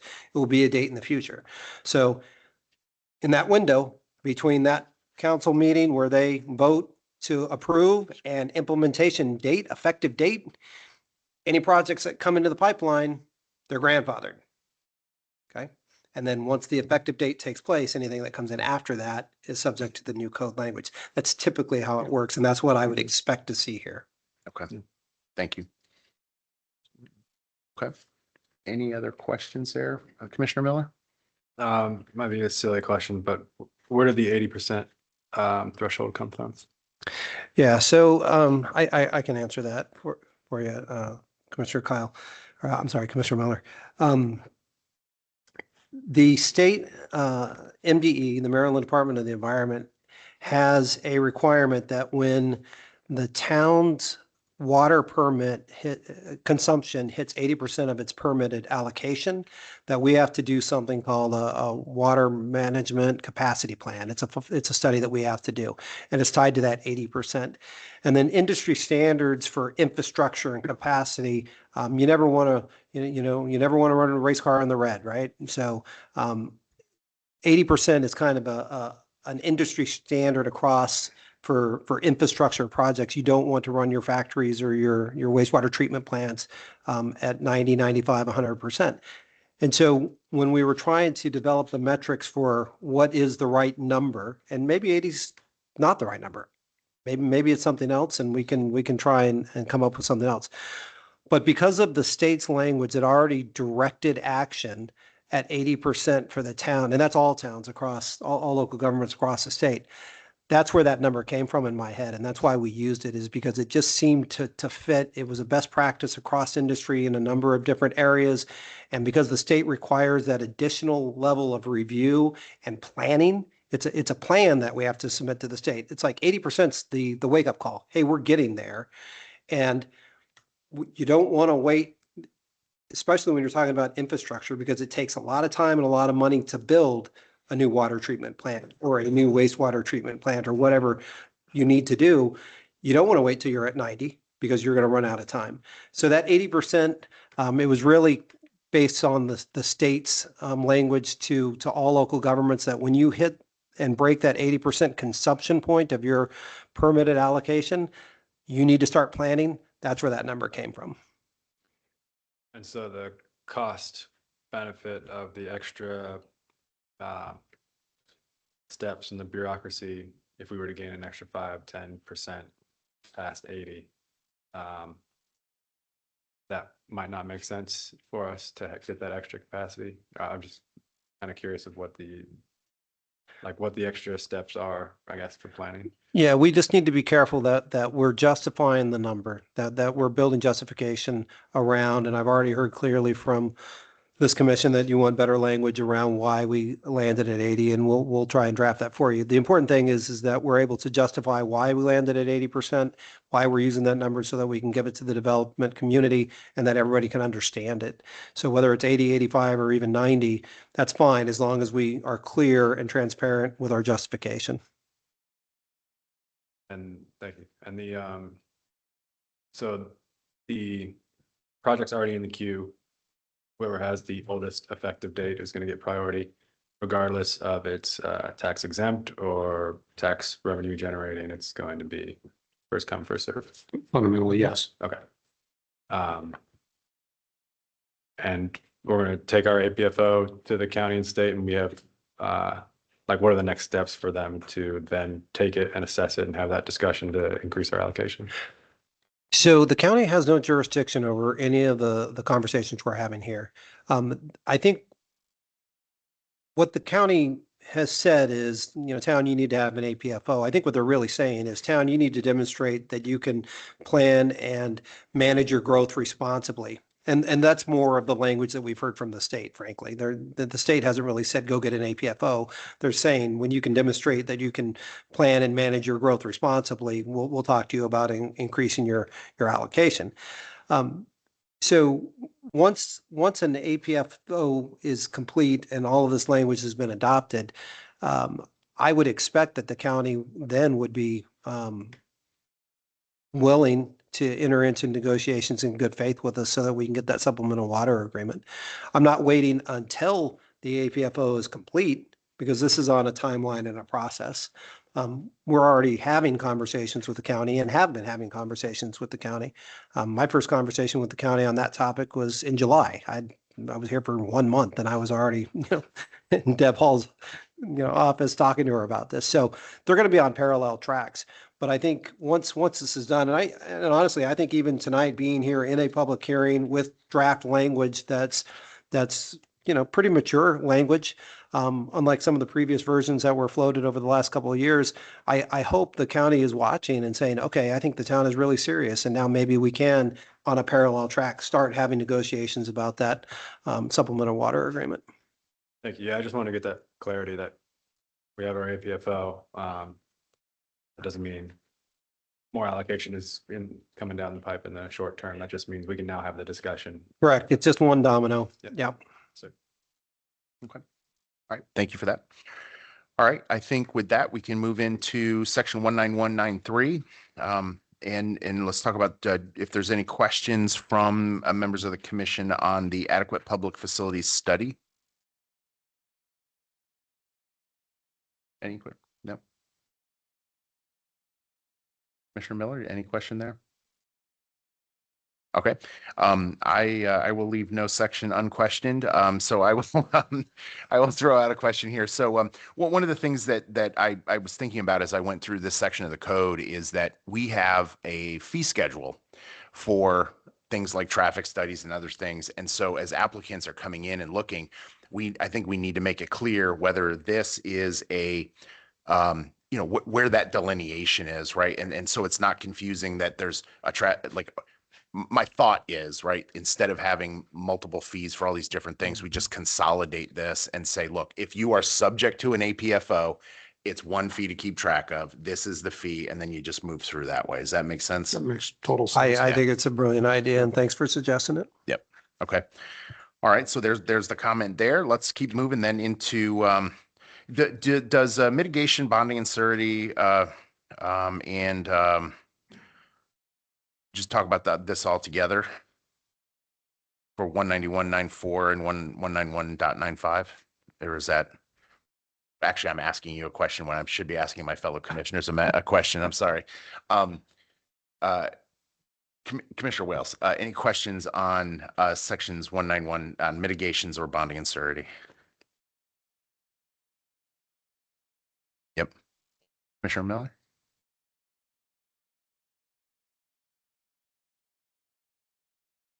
Okay. Mitigations, I mean, I think I covered this earlier in my question, which was, on mitigations on the fee in lieu of kind of component of this, but a thing that I kind of left untouched in the water section I might talk about here, just related to mitigations, and this is maybe a stretch, I'll acknowledge that, but our mitigations really talk only about changing or adding capacity. And so what I'm wondering is, are we not allowing for innovation in that if a developer came to us and they had a solution that used, I don't know, a gray water system or something like that, that they could demonstrate instead of the state mandated 250 gallons per single family home, they had a solution that reliably and demonstrated that they could do it for 100 gallons, or whatever the number is, and that would change the amount of capacity and the mitigations that they would have to do. Is that a reasonable or is that maybe for later? I don't know. I just was curious what staff's thought on that was. I believe that the state at this point assumes 250 gallons per unit, and that doesn't change unless there's and check me if I'm wrong, that there's a study basically that they accept demonstrating that we don't use on average 250 gallons per day. Right. So we have to assume that when we're reviewing these, it's always going to be on 250 gallons per unit per day. But with that said, to answer your question, I look at it's a fantastic suggestion, idea. I look at it though, it's just a potential mitigation measure. If somebody comes in and says, hey, I can do X, Y, and Z on here and that's acceptable mitigation to the town, then there's Okay. no need to Well, I add get, additional language in there, at least from my perspective. okay, so I think what because they're addressing that issue. okay. I guess what I'm wondering is like in practical application, is that even a reasonable expectation? I might be taking a flight of fancy here, but is it pretty much uniformly across the state of Maryland? That's what the state allows, and there's really no examples of those kinds of mitigations being applied, or I have not personally researched it to see it. I'm sure there's other folks that I can reach out to see if that's been done. It seems like a reasonable alternative as a way to help mitigate projects. A lot of creativity comes from doing environmental studies, and this what we're talking about, the APFO, is really a limited environmental study for 4 different particular topics.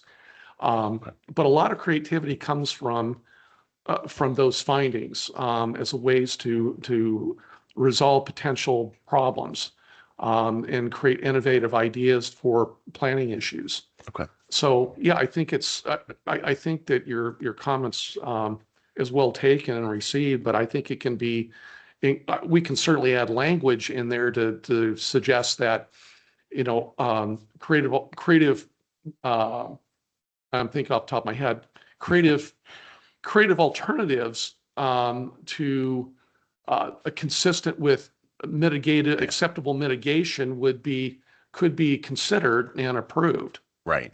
Yeah, and the way I was thinking about it is, when we talk about mitigations, typically we're talking about supply side, Yeah. right? And so this is the demand side. Yeah. Right. Okay. Counselor, if I could, Yes. I think this is another really exciting conversation. And this is an area that I would love for the town of La Plata to lead in, right? Being innovative and trying to be proactive and not just be more about, more, give me more so I can consume more, right?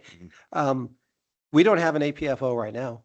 Okay, so we can write this. The state's not going to tell us we can't write it. They're not going to weigh in on any of the language in this. As long as we don't do anything illegal in it, I think we can do what we want. And I think if we sit down with legal counsel, absolutely, but talk about how we could draft some language that says, for mitigation on the demand side, if you have a creative solution and you can demonstrate to the town and the planning commission satisfaction, it may be considered. We can put some really squishy language in there that might open some doors for some stuff. Okay. All right. Thank you. Yeah, appreciate that. All right. I think we're at the point where we can switch over to the schools. Is that correct? Yeah. If I could, while you're Sure. flipping papers and whatnot, if I could just speak maybe more globally onto the schools, and this kind of goes back to broader conversation for tonight. When it came to the school seats, first of all, we did have language in the code, so you have red lines and it's not new language. This is an area where we really worked very hard to try to align with the county. Throughout everything that you've seen so far, we've tried very hard to align with the county where we could. We are not the county. We are our own municipality. So not everything could come over. We couldn't just take the county's APF manual and say, scratch out Charles County and write Town of La Plata. We needed to go through and make sure that it was going to work for our community. Same with the school seat allocations. So how this evolved and the language that you have in front of you was the product of a lot of conversations with Charles County Growth Planning and Growth Management, as well as Charles County Public Schools. and really working collaboratively with them to try and draft language that works for them. And this is an area especially where we wanted to be as similar and as aligned as possible so that those developers that are developing, on one side of the street is Charles County, on the other side, it's the town of La Plata. We didn't want different rules unless there needed to be a very clear, compelling reason why there needed to be a different rule.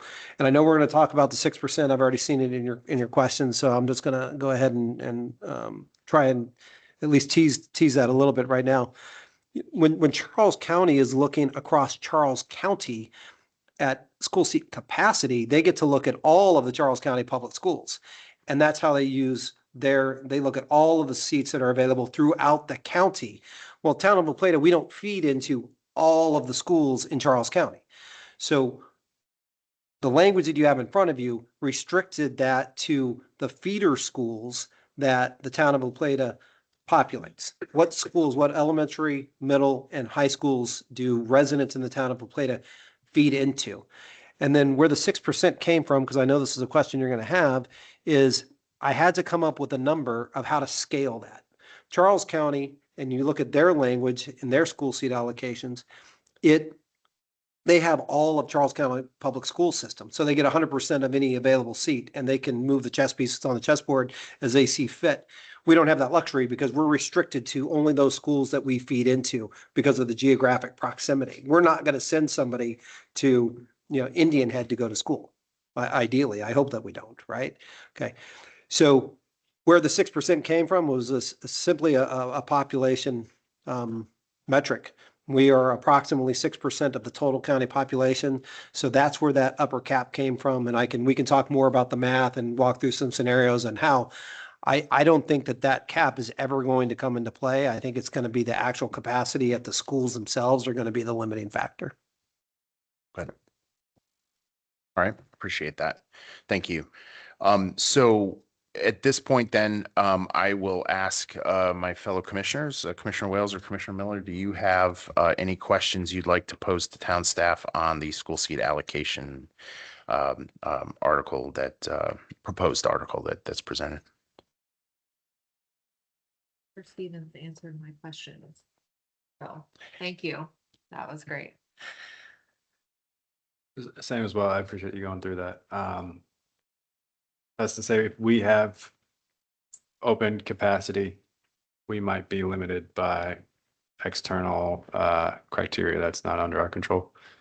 Like we'll stop our growth because even if we have student availability. So if we're talking about school seats in particular, if there's capacity in the local schools, all three of them, elementary, middle, and high school, then no, it would not limit growth. It wouldn't cap it. It wouldn't stop it all. That would not be a limiting factor. Water, sewer, roads may be, but you would check the box for school seat availability.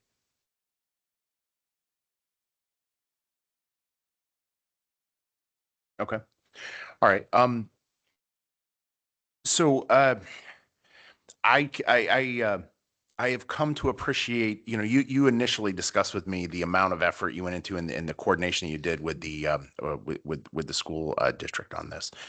And I have 3 kids, and one of them's already traveled through all of Charles County Public Schools, and I have 2 children that are both going through middle school and high school right now here in the county. Even with all of that said, until going through this and really starting to get in there on how state school funding works, I did not appreciate the level of complexity that goes into how schools are funded and the way that the factors that come into play for how the state provides funding to the counties, right? That supplements what comes through with our property taxes, right, at the county level. And one of the things that surprised me in that is, I kind of came into this thinking that school capacity is just, is the school overcrowded, yes or no? And that's how things line up for funding, right? And this is an area where I still will say I need some more discussion on this. This is a great reason. There's a lot of reasons here that we've talked about tonight where we need more conversation on this. And I think I'll just give an example conversationally that, I didn't appreciate, well, I see it all the time when I go to my kids' schools, that the number of trailers that are there. I did not appreciate that the number of trailers at a school is directly linked to how we line up, and that some level of that is intentional.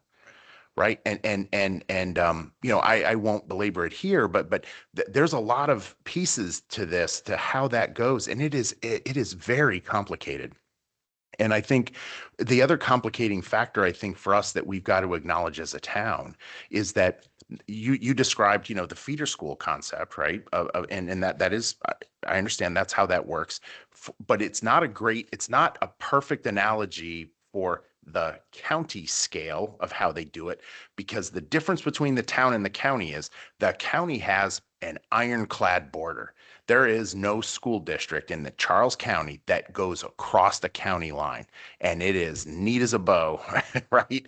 On the way that they budget and fund. For the town of La Plata, the feeder schools that we supply children into, right, into that school capacity, those schools districts, those zones are not contained within the town, and so I think that it worries me that the complexity of the unintended consequences here, in that if we are doing anything that is not aligned with the county, even the slightest little wrinkle, right, that we are subjecting ourselves to limitations that will just, like water over a dam, it'll just, all of that capacity will just be consumed by the county, and it will actually have no impact on the school experience that our children are having in the town of La Plata, which is, if that's the intent of what we're doing, then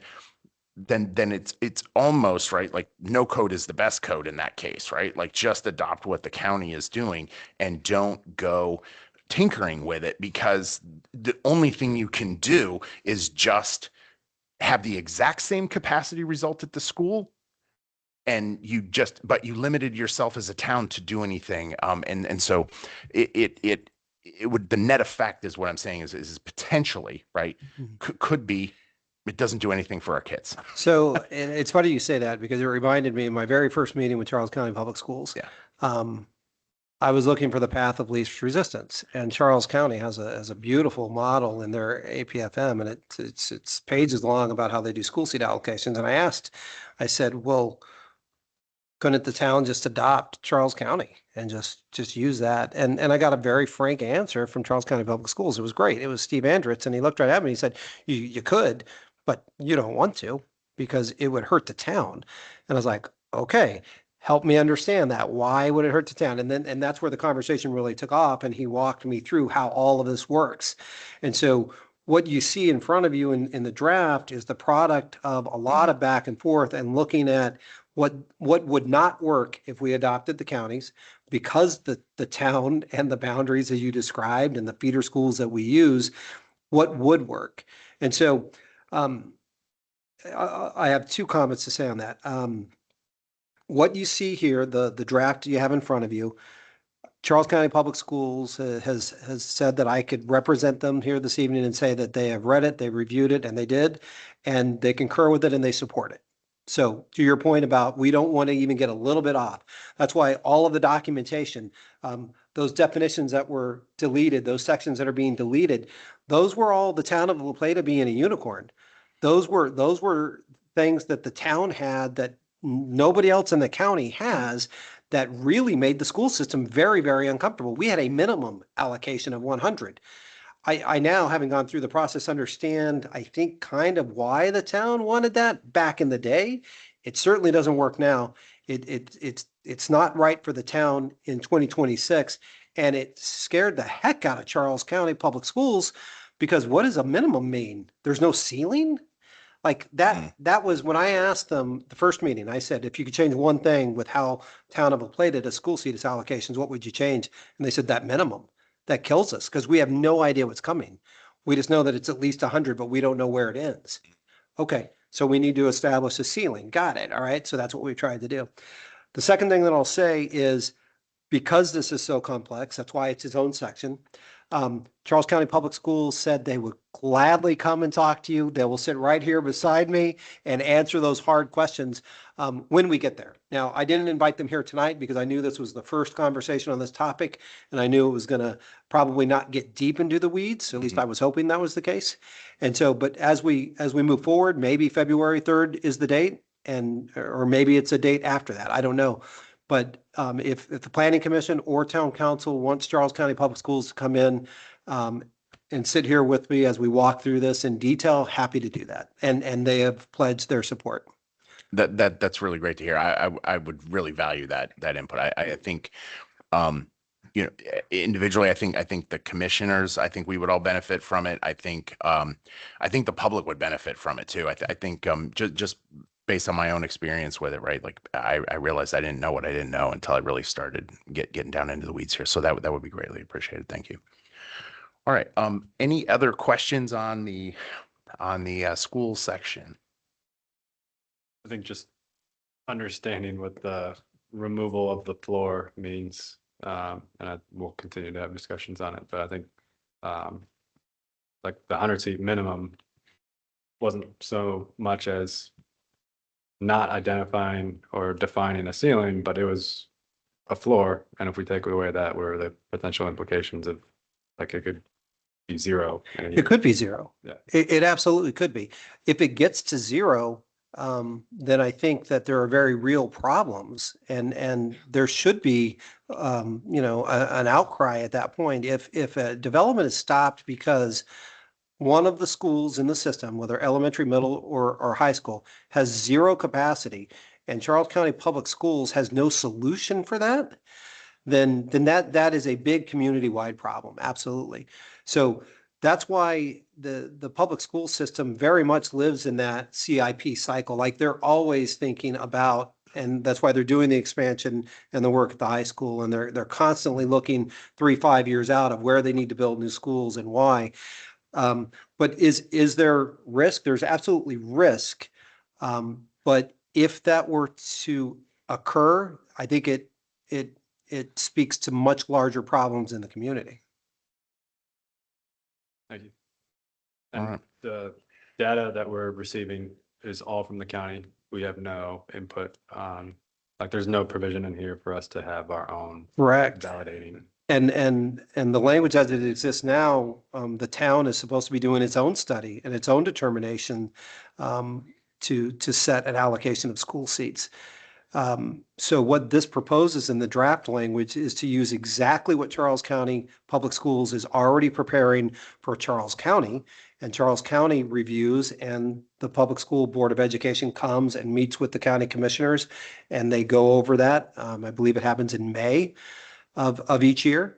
And so the draft language has the town adopting that exact same procedure, the same documentation, so that we're all using the same set of numbers. Going back to transparency, that it doesn't get any more transparent than that. The public schools will produce it. They're going to give it to the county. The county is going to talk about it in a public meeting. We're going to use those same exact numbers. Okay. So there's no value for us to have our own potential opportunity to like validate or have our own data based on our specific demographics that might be different from what Charles County is producing. I don't believe so. Okay. And I think it would be problematic. Sure. Okay. Thank you. With that, then I think maybe we could take the opportunity as we wrap up here to, if there's, I'll ask my fellow commissioners, are there any sort of overarching questions or comments as we've gone through all of this here tonight that you have for town staff? I think the last little question I have, going back to the 191.94, the mitigation piece, the entire burden of the mitigation is on the the last developer to come in and propose, like, was there any consideration to have like incremental, I guess, burden sharing distribution of the cost instead of being the last one to come in and now make us inadequate and insufficient that they are responsible? Is there any burden sharing consideration, if that makes With the sense? town? With I guess with the developments, incremental, not necessarily pay as you go, but the burden is on the developer that breaches the threshold. Yeah. Yeah. Period. Okay. Yeah, typically mitigation is always the burden of the applicant to solve. Okay. I didn't know if there was any way to, as we're approaching that, to, I guess, share the burden across the developers. It would be, no, I can't say in my career I've seen where the town has shared that burden unless there's some sort of development agreement that was in place for it. But for a typical project, the burden is usually on the applicant to mitigate impacts. Okay.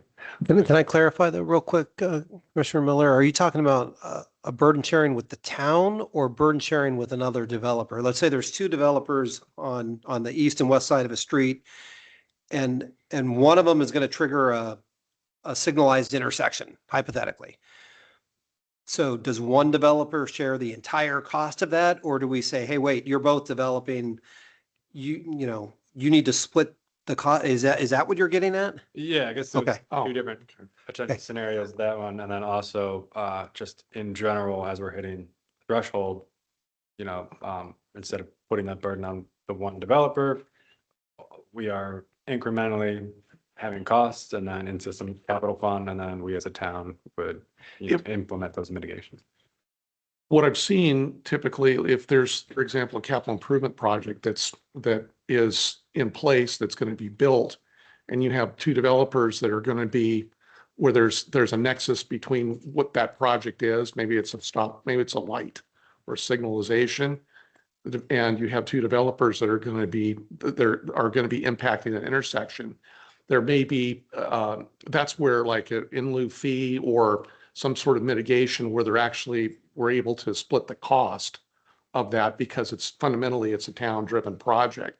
Now, a developer may, if there's some sort of relationship between two different developers, and they have the projects coming in at the same time, they may propose mitigation where one's taking on something and the other is taking on the other. For a similar mitigation that's required. I can't say I've really seen that happen, but I am familiar certainly if there's a CIP project and you have developers building along a road or impacting the same intersection where that there's a cost sharing through an in lieu fee mitigation.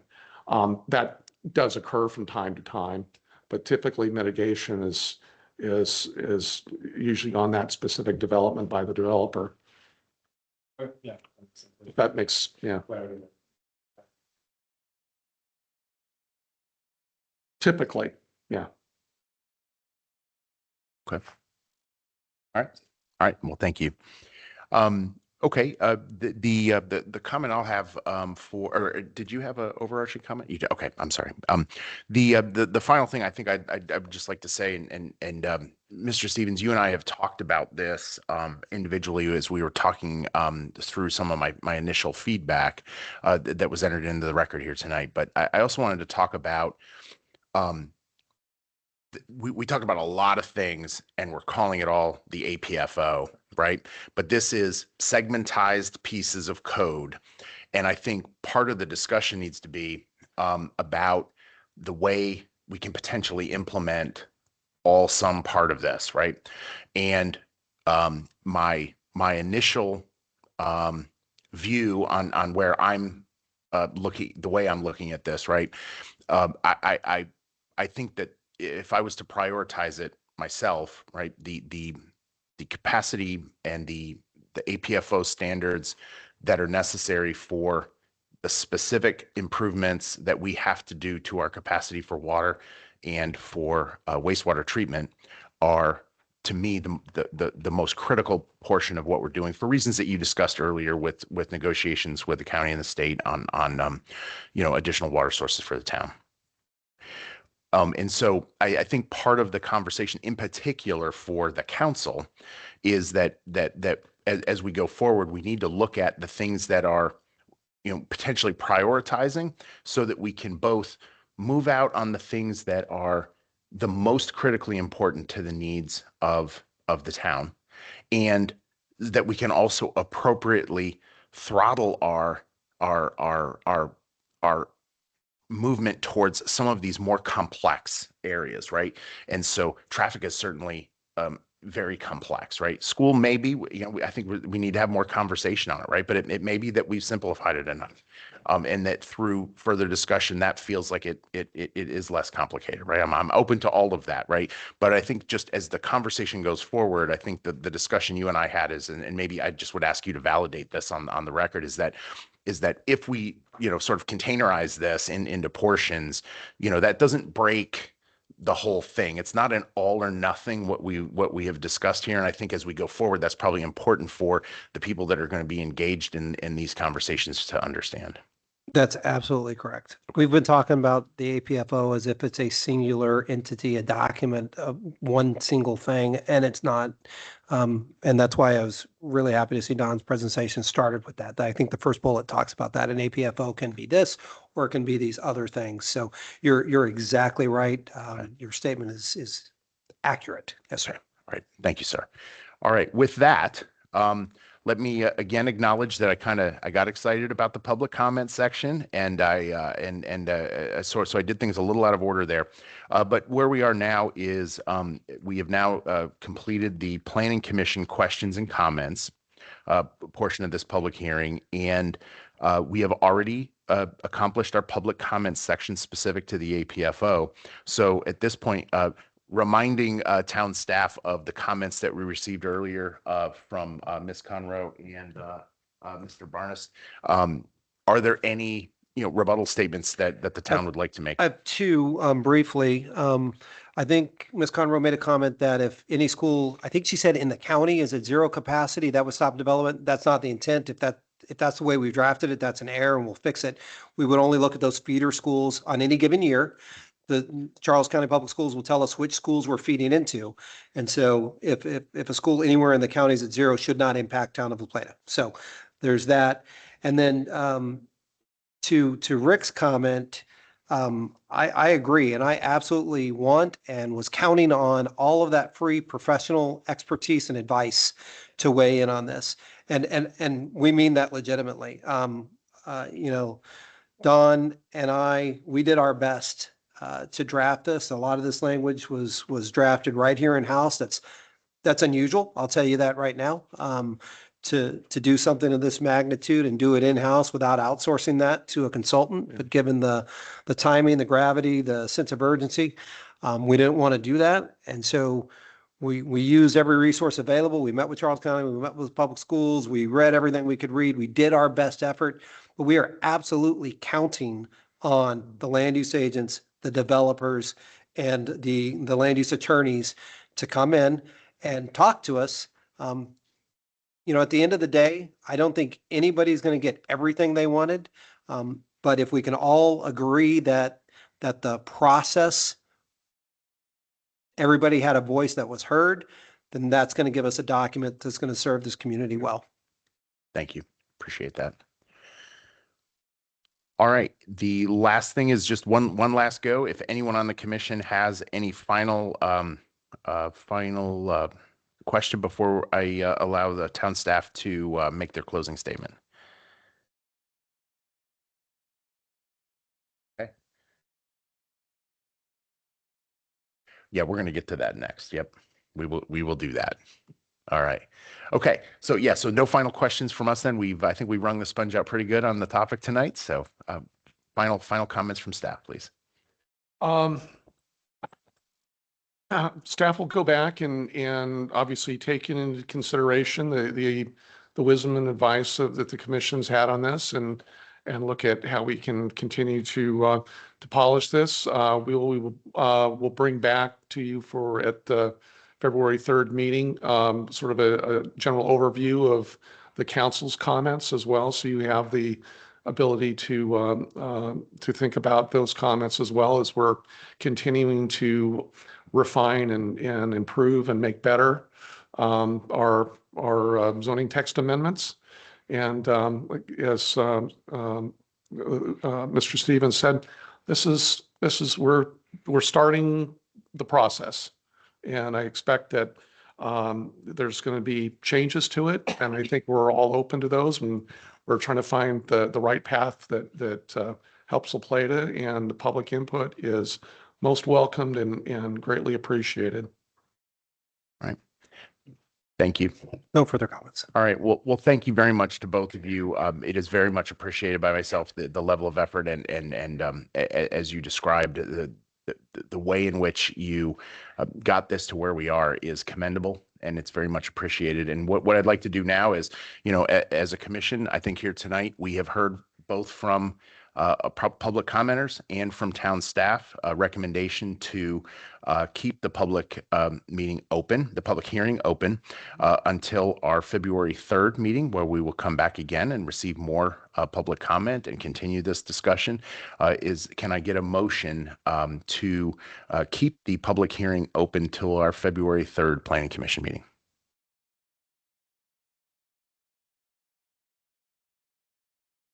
Said motion to keep the record open and continue public discussion. Thank you very much, Commissioner Miller. Very much appreciated. Can I get a second? Second. All right. All in favor, say aye. Aye. Aye. Aye. All right. Thank you. With that, the motion carries. Thank you very much. All right.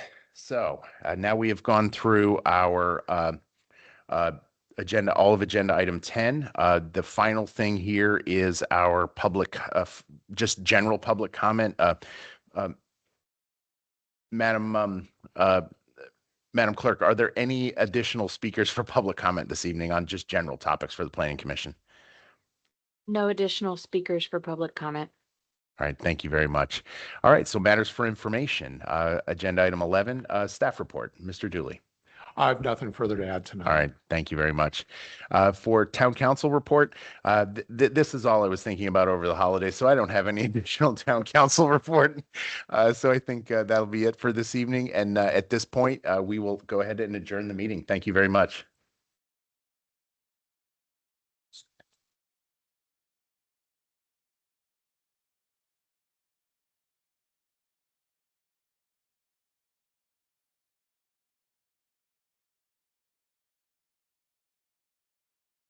Sorry.